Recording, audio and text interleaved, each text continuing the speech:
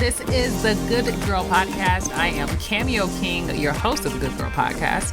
The Good Girl Podcast is a podcast of women's confessions about our faith, flaws, femininity, and culture. Everything is on the table. I hold space for women. This is a space where we figure out the messy parts of life and we come to wise conclusions, and we essentially share and learn, and we realize it's okay that I had to figure life out this way, that I made this mistake, or that I believed this truth. It really gives space for evolution of women, and everything about in all parts of who we are, in our femininity, in our faith, and everything that we bring to the table.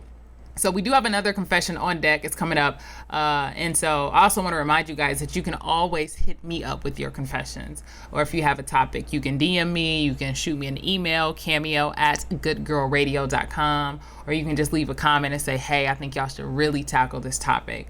And a few topics we have coming up. One, so I'm not going to use her exact words, but y'all going to get it. She said Christians be effing, and she, you know what she really said. She was like, y'all be doing it and doing it and doing it, wow, doing it and doing it and doing it, wow, doing it and doing it and doing it, wow. I representing Queens. She was raised out in Brooklyn. Hey. But but I indulged. I very much indulged in this conversation because y'all know it's confession session. Hold space for y'all. We do. And this is Leslie from Hot Mommy. That's her Instagram handle. And she has a cooking show, one of the only cooking shows on Issa Rae's channel. And we're also going to have another conversation, a separate conversation about what pleasure and indulging in luxury as Black women looks like. Because y'all know that can be a challenge for us because, well, slavery. And so hopefully we'll have someone on to connect those dots to really unpack that. So let's hop right into this confession. I want you to learn a little bit more about whom we're talking to today. I mean, the common core of ladybugs are they're required for a garden to grow. So, you know, I'm putting the two together, good luck, and life can grow with ladybug around. This is Chantel Brumfield, also known as S.Ladybug. You know, I was in Iceland in the Blue Lagoon and a ladybug was on my hand. In Paris, in the ceiling of like my hotel room, there are two ladybugs there. Even in London, it was just like crazy. She is a scientist by trade, has worked as a music executive, but her heart is woven with a passion for yarn. I ended up learning how to crochet, and crochet for me is what wraps my life together. If I were to put it all together, look over the years and look at the things that I've learned, you know, the failures I've had, the wins I've had, it's like I have this inner working of this huge tapestry. S.Ladybug is the founder and creative director of the Yarn Movement, a global fashion and lifestyle brand that uses the power of creativity to empower the world. She says her work of crocheting scarves, swimsuits, and so much more is deeper than a simple sale, but rather it's about embedding an essence into what she creates. It's an exchange of energy, an exchange of thought. If I'm making something for someone, I'm doing so with love, positive energy. And those are the things that are actually, that's what's being given as a service. It's not the sale of a retail. It's not the sale of something that's, you know, that you can buy from anywhere. It's the hands that are behind it. The nature of this work has moved S.Ladybug into a space of helping little girls do the same things through her nonprofit called Believe in What You Dream. It has a mission of helping girls discover their superpower. That is really my passion, of utilizing my own journey and utilizing it as a way to help other people discover what they're most passionate about. LadyBug has taken her work around the globe to places like Tanzania, and she says it's all led by love. I lead with my whole heart in everything that I do. And I think that's really the God in me, because it's just pure love and, you know, unapologetically at the same time. So shout out to LadyBug. We're going to get into her confession in just 2 seconds. Don't forget to follow us on the gram, on Facebook, and on Twitter. And as always, if you are looking to support the work we do, this movement, buy merchandise in our shop on goodgirlpodcast.com. Also, subscribe to the podcast. Subscription is important, and therefore you don't have to go back and listen and all. It's going to come right to your phone. So subscribe. Also, leave a comment. When you leave comments, that boost who we are in the world. And so if you support us, help us push this movement. And last but certainly not least, share with your friends. If you like this content, if you think if it's worthwhile, if it did something to you, share this content. Now on to this week's confession session. So, Chantel, we know so much about you. I'm so excited to have you on the Good Girl podcast. I'm happy to be here, Rumi. I know. So fun fact, you guys probably don't know about Chantel and I. So we were like unofficial roommates. Yes. At Howard. All of college. Never lived with each other, but had that bond of being roomies. Yeah. And it's funny too, because I'm somewhat of an introvert. I don't know if you're an extrovert, but I feel like I attract extroverts. And you guys are just so nice and just so friendly, like, hey! And I typically respond like, hey. But oh, is that what you're telling people? Okay, cool. You can do that. I feel like those are all the stories I have with my friends. Like, y'all are just really like excited and happy, and you're really nice. And I'm just kind of like, okay, yeah, we can be friends. But you have just a wonderful spirit. And for those of you that are listening, obviously, you know some of the work that she's done with girls around the globe. And also how, and this is a pun, I guess I'm such a cornball, but how, you have a thread throughout your entire life of passion in helping individuals discover their superpowers and just who you are. So I'm excited to hear your confession. And so we're going to hop right into it, girl. Okay, let's do it, girl.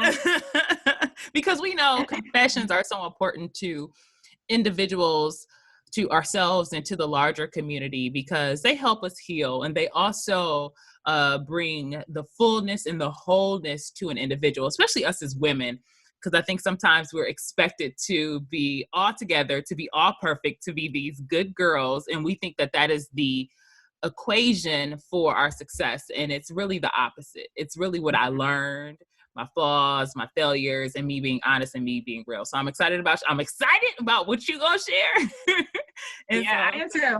It's empowering to be able to share now, So you said now. You was like now. So now, because it's different when you in it. So I'm gonna go ahead and I'm gonna throw it over to you, or toss it over to you. So Chantel, what is your confession? My confession is that I had to come to terms with the understanding that I am not in control. What does that mean?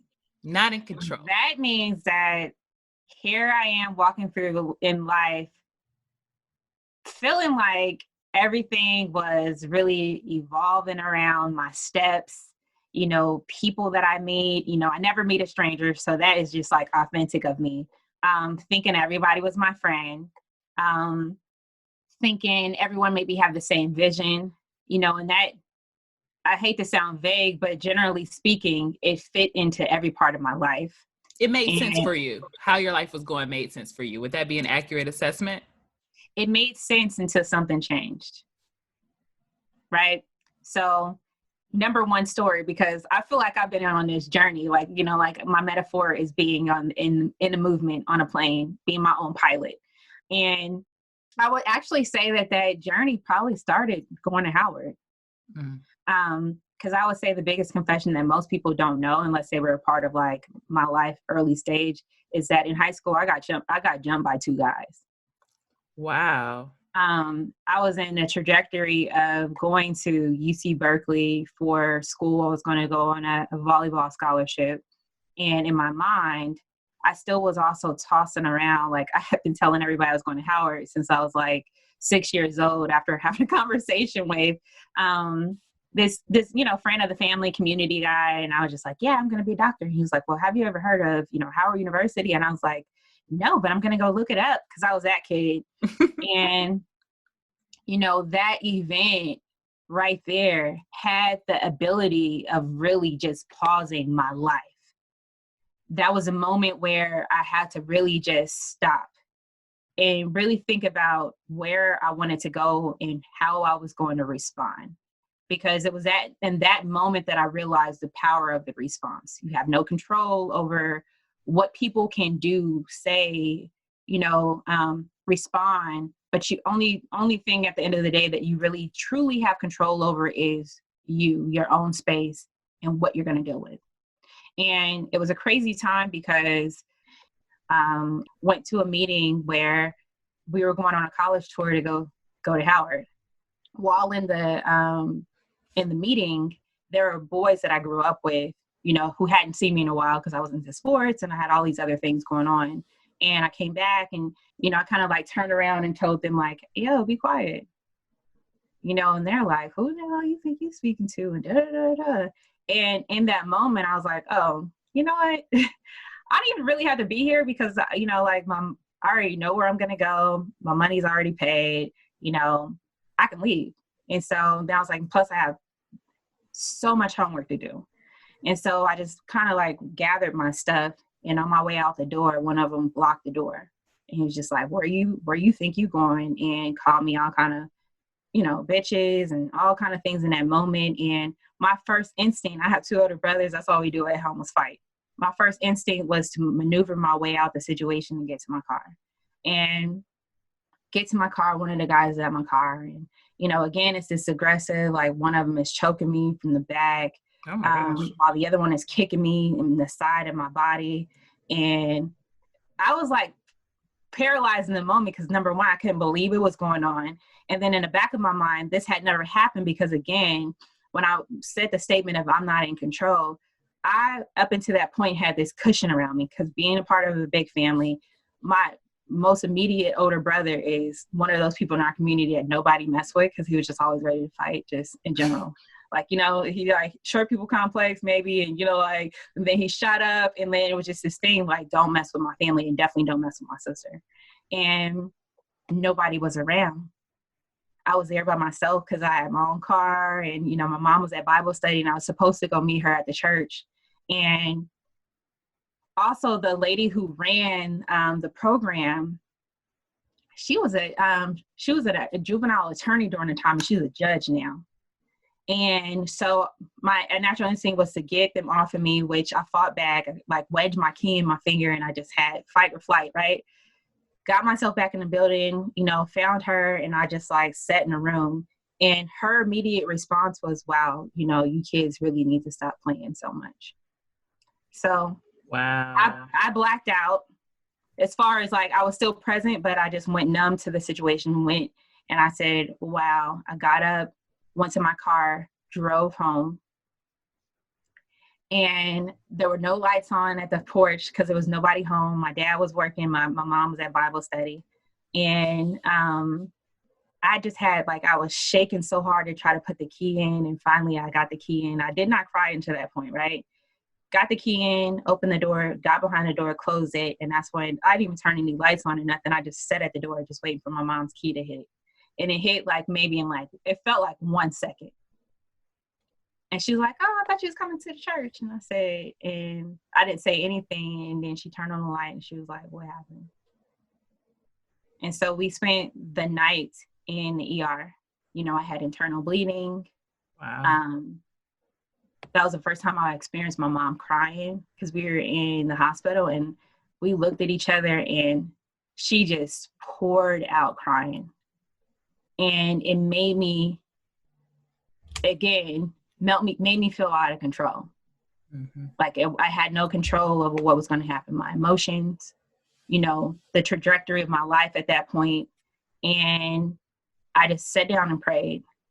But I couldn't move. I was like, this is another reason why I don't take pharmaceutical drugs because they gave me Tylenol with codeine and I couldn't move. And that was that. I don't want to say that was, yeah. And that was the beginning of you realizing how little control you had in situations. That was it. And from that is the same energy that I carry into every aspect of my life moving forward. Because the end of those 7 days was spent, planning and praying and talking to God and understanding like, okay, what things can I still do?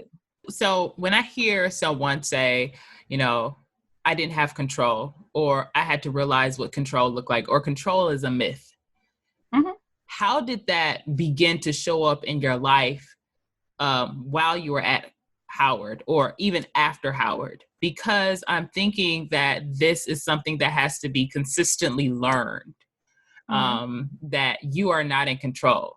What other areas of your life did you, in a sense, have to let go, or that you were forced to let go? So I don't necessarily know it was necessarily letting. If I let go of anything, it was this construct of really organized life that it had to go this way. It has to go this way. It has to go this way. The time, the space, the people that I'm doing it with, or whatever it may be. That's the part that was removed. If anything, it opened up this space for me to be more conscious of my space, people that I allow in. I don't even currently have an issue with trust because I deal with the space again, understanding that, I don't have any control over what people do. What does that mean? And so being able to understand like the true definition of trust, and not trust in, the sense of trusting in other people, but even just trusting in your capabilities in yourself, not second guessing the things that are placed on your heart to do because you don't have all the tools to do it. Getting started is more important than having it perfect. Because, there's no way of having it perfect unless you have gone through and, perfected and mastered your steps. Where do you think we get this idea, though, of perfection from? Where do you think that we believe that we should have it down, that things should go how we plan them? Where does that come from? Because I feel... Oh, sorry. No, I'm like, go ahead. I was just going to say it's ingrained in the teachings. Yeah. Like, I'm just going to say this because this is how I feel. This is like systematic racism, systematic thoughts, systematic structure of being able to box us in to fit into a system that ultimately, okay, so you've been able to do this well in school in this subject, so you need to go and do, get your degree in this so you can do this job, which has nothing to do with your internal passion that you may have. So constantly people are finding themselves in jobs that they're not passionate about because they were just good at it. But they were trained. You had over 10,000 hours to get good at this. But you have this innate capability of doing this other thing that you're most passionate about. You love it. You get it done quick. And you have the type of response that you want. It's interesting that you say that because I just kind of want to highlight it in this moment about how we're programmed to go down a different or go down a specific lane, go down a specific highway. And it's because there are needs that need to be met that are really much based on a system of profit. I need a worker, and well, not all profit, but I need some doctors to take care of people. I need someone to develop the next drug. I need someone to work in my factory. And so there are these paths that are created for our society to keep pushing and keep going, keep working along, as the powers that be expect it to. But what it doesn't factor in is the heart of a human and what we are called to do on this earth. And so when I hear you say, about losing control, a part of that losing control sounds like it's finding yourself. And it's important to allow it to happen where you remove these constructs of, how you think people expect you to show up and how other people are defining you, that somehow becomes this false, that's how we, become imposters of ourselves. I was going to say, have you had that experience where people expected you to show up in a certain way and you had to push back on that? Like you had to fall, like, no, this really isn't who I am, because the Chantel that I know, like I remember you in college, like always sewing. Like I remember that about you. And when I don't think we, technically lost touch, but, life happened. And when I start paying more attention to like your social media, I saw you almost reconnect, and I don't even know if you ever disconnected or Cameo just start paying attention, but it just, so I just want to make that clear. But it just seemed like this was always inside of her. Like I've always seen it. And so I'm asking that because like for you, was there ever a point in time where you had to push back and say, no, this is who I know I am. This is what I know I'm called to do. Every step of my life. Wow. There's not a moment where I've ever felt comfortable in any space. Wow. Except for, I mean, really just running my own business now, but working as a scientist, walking into that space. Number one, I was the youngest, only Black, and walking into a space where they're very much systematic. I mean, literally, I reached my height as far as pay when I reached I was making six figures within 2.5 years of working as a scientist. And it was because I walked in with this new concept, but I had to fight my way through that too, because, even coming in, here I am, I'm bringing this new style of science, and my mind is in a space where I can internally control, different thoughts all at the same time, which help me therefore output these different patterns, I would say. So if I were to go back to the terms of crocheting, there's only 4 stitches, but everything else becomes a combination of those 4 stitches to make these patterns. And so, when I'm talking to engineers, those who are utilizing code, that code that I'm creating in my mind that I end up being able to crochet is the same code that they're working with when they're programming computer, right? So it's just a matter of how you're manifesting your thoughts and putting them out, right? And so for me, I can look at a bunch of things on a table and it'll become a pattern to me that makes sense to probably nobody else until I go back and explain it. So even as working as a scientist, I worked in a department where we were pilot testing HIV drugs like Truvana and a bunch of things that are all like now. And there was a protocol that was created by other scientists that they wanted us to test, but I worked in a pilot testing unit. So we had freedom, each of us individually, to come up with a way and methodology that we wanted to create. Mine was completely left to everyone else's, because they were taught a set. But at Howard, I was taught a different set. So I come in, and really that's the concept of the importance of diversity and, every single environment, work environment, workspace environment, conversations, because you need those other thoughts to make a more round conversation. So literally, I was working with scientists who had been working with this same drug for like almost 10 years. I come in within 2 months, I get the type of results that we were able to publish. So that was scary for some of them, because they're like, who is this girl coming in? She doesn't know anything. I mean, I had one scientist, I was really excited to work with her because she was like the older Black scientist. And she came back to me and told me, well, let's hear from the chicken circuit. Popcorn, what did she say? Not chicken circuit. That's why I felt like she said. Mm-hmm, mm-hmm. But I was just like, really? And it was constantly like she was on my case. Mm-hmm. And it was because to her, throughout her process, she had to do extra to show up. So we started work at 6:30. She wanted me there at 6. Yeah, I wasn't coming at 6. and it makes me, it drives home the point that who we are shows up in every area of our life. And so when you say you have to constantly push back or it was constantly in your face, like, this is who you are. Hey, like, this is the real Chantel, and where it may have shown up like in you owning several businesses, you being a scientist, you seeing patterns, but that common thread is still happening throughout your life. And I love how you said, like, you didn't say this, but this is what I put from it. Like, like until you step into that role, it's going to be in your face.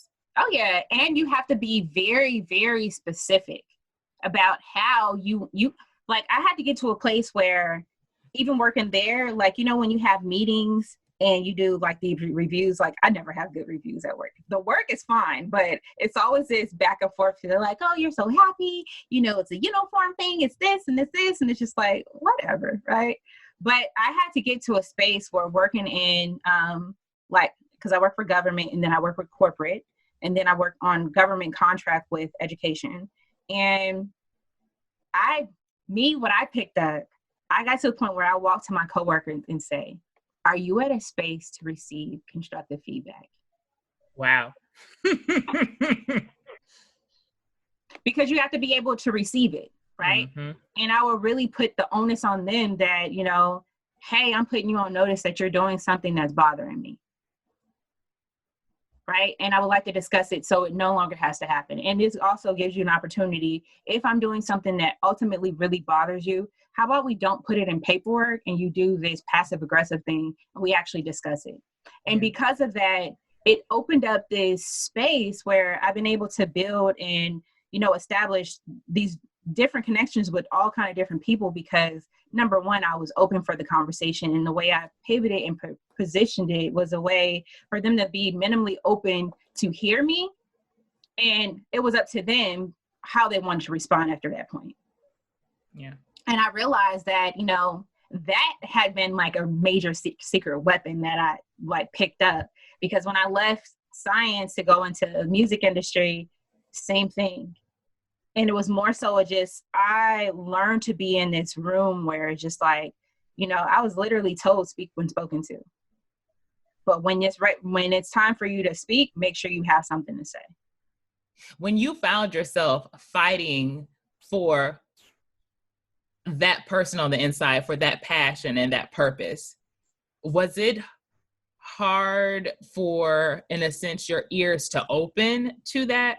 Was it hard for you to come back to who you really were?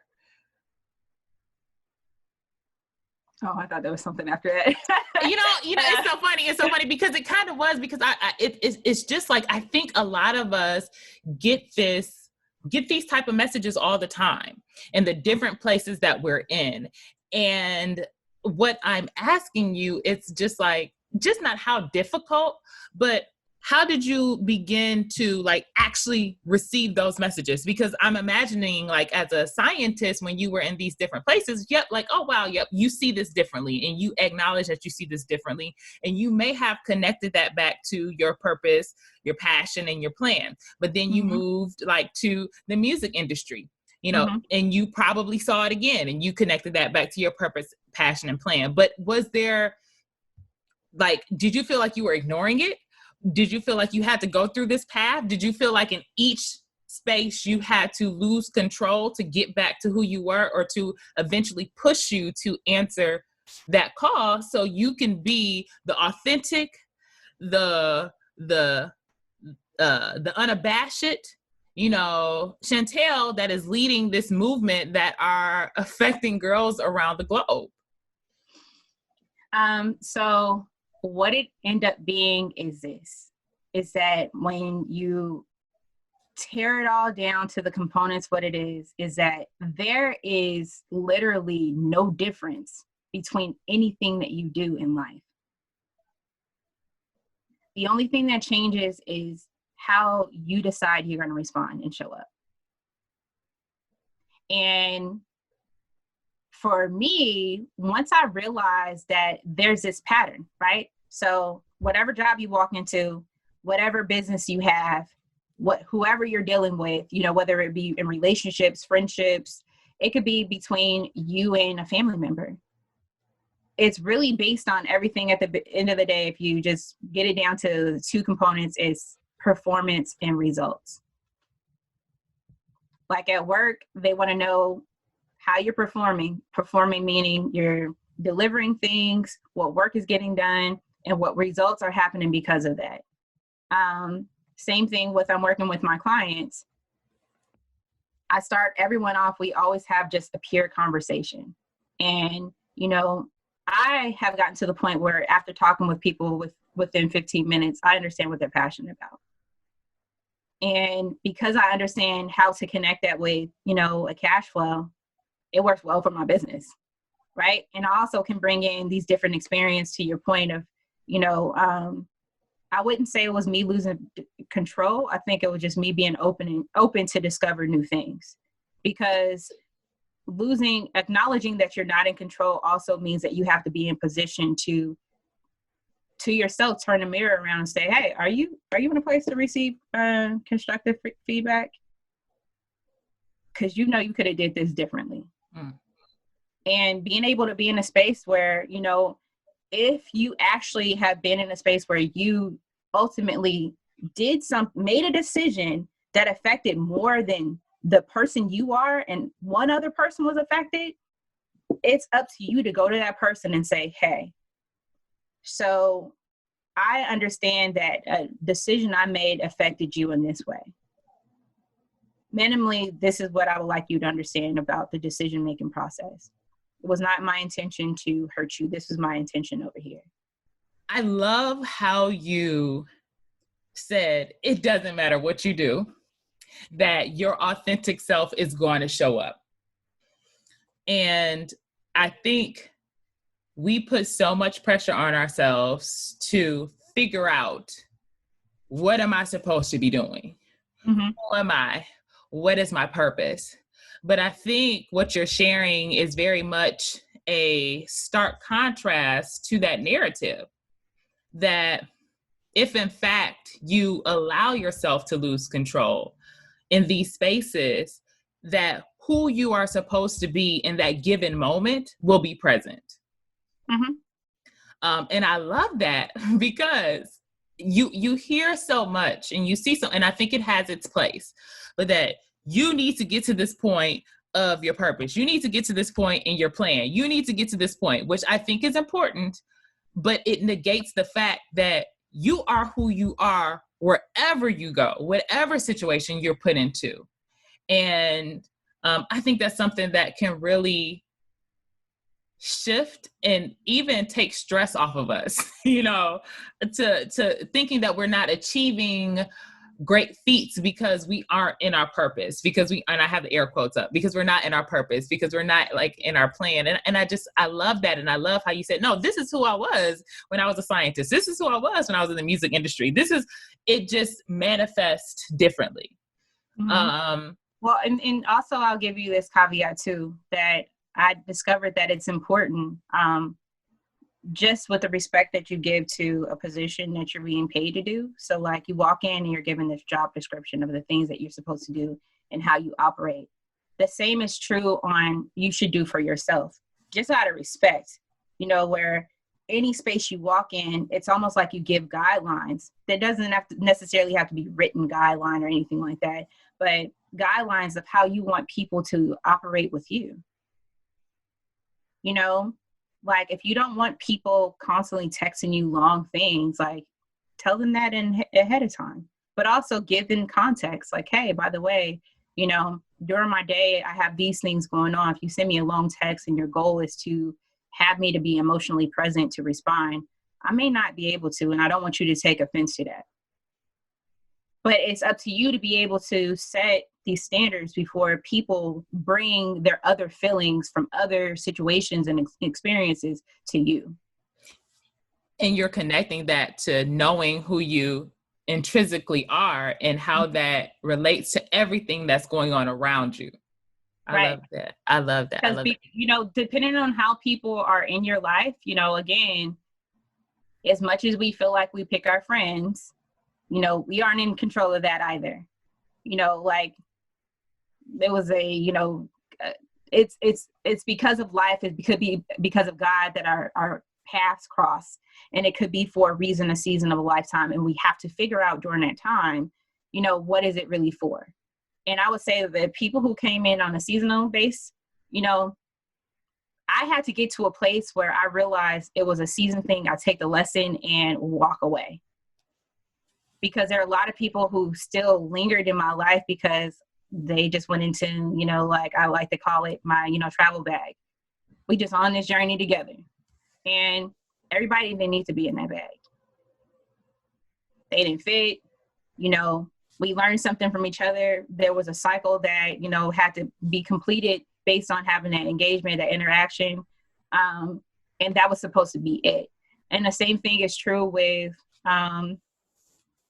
how I was able to maneuver from working full-time as a scientist into going into working as a full-time fashion designer and then a music executive to now into a space where I'm running and operating 3 businesses, plus I'm building other people, helping people build their business by applying strategy. Like even just that alone, I'm like, I have like me personally, there's clients that I deal with on a workload base, helping them even just understand that. That's where we start our conversation. Like, okay, I have identified what your passion is, but how are you making money? Because if you're not making money, you're not in business. And if you haven't established a way of helping people with your passion, you're also not in business.